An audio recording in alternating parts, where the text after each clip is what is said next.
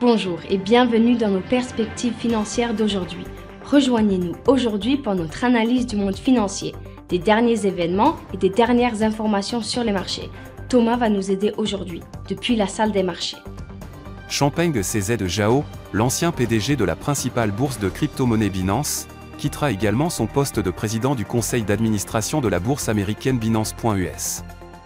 Ils ont rappelé aux utilisateurs que la bourse n'était pas partie au règlement de 4,3 milliards de dollars. La confiance des consommateurs américains a augmenté en novembre après 3 baisses mensuelles consécutives, les Américains prévoyant des achats importants tels que des véhicules à moteur et des maisons au cours des 6 prochains mois, même s'ils continuent à s'inquiéter de la hausse des prix et des taux d'intérêt. Les prêts aux entreprises de la zone euro ont plongé en territoire négatif pour la première fois depuis 2015, selon les données de la Banque centrale européenne, alors que le bloc est probablement en récession et fait face à une reprise prolongée.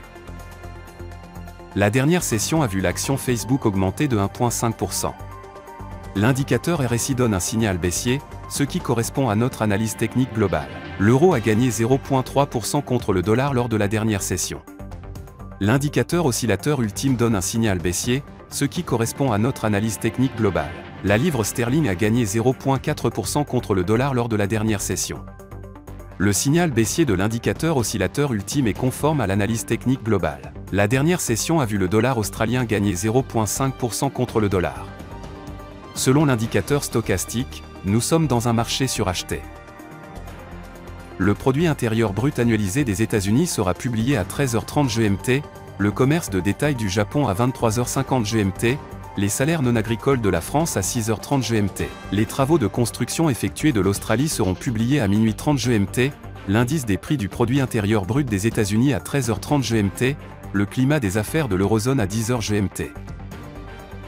Nous espérons que vous avez apprécié nos perspectives du marché d'aujourd'hui.